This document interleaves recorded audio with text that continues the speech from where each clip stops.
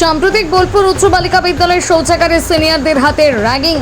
নবম শ্রেণীর ছাত্রী প্রতিবাদে বিক্ষোভ পড়ুয়া অভিভাবকদের। পড়ুয়াদের দাবি এই ঘটনাকে ধামাচাপা দেওয়ার চেষ্টা চলছে। এই ঘটনায় বিচার যতদিন না হচ্ছে আমরা ক্লাস বয়কট করব এবং স্কুলে আসবো, যাব, ক্লাস করব না।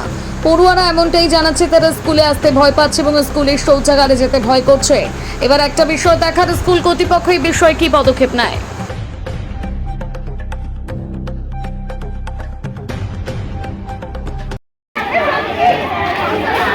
আমরা গত শুক্রবার জানতে পেরেছি যে আমাদের এই ক্লাসের একটা মেয়ে, তাকে ওরকমভাবে যখন ওখানে মারা হয়েছে টয়লেটের ভিতরে দাঁড়িয়ে। এবার তারপরে আন্টিরাও স্টেটমেন্টে বলছে নাকি যে সেই দিন রাতের বেলায় পুলিশের দিকে আমরা তাই বক্তব্য হলো, আমরা জানতে পারি তার আগে কেন তখন কেন পুলিশ মানে ধরা গেল না, তখন আন্টিরা বলছে আমার সেটা করার জন্য একটু টাইম লাগে।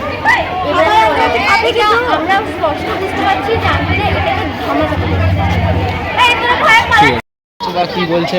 আমাদেরই ক্লাস 9-এর সি সেকশনের একটা মেয়ে নাকি এই স্কুলে বাথরুমে গিয়েছিল টিফিন পিরিয়ডের পর।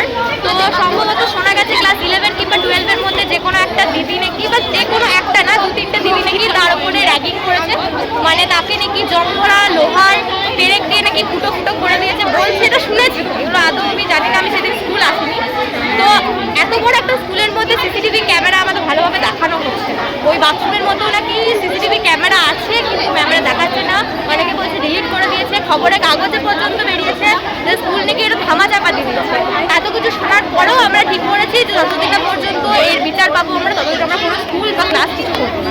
স্কুলে আসবো, এরকম ঝামেলা করবো পারি না, এটাই আমাদের লক্ষ্য। তো তোমরা কতদিন মানে বয়কট করে থাকবে? বয়কট যাদের ইচ্ছা তারা করবে, আমাদের ইচ্ছা হয়েছে আমরা করেছি, কারণ আমরা ভয় পাচ্ছি স্কুলের মধ্যে আসতে। কারণ কাল ওর সাথে হয়েছে, আজ আমাদের সাথে হবে না, তার কি গ্যারেন্টি? তোমাদের কোন মানে কোন ক্লাস তোমরা বয়কট? আমরা 9।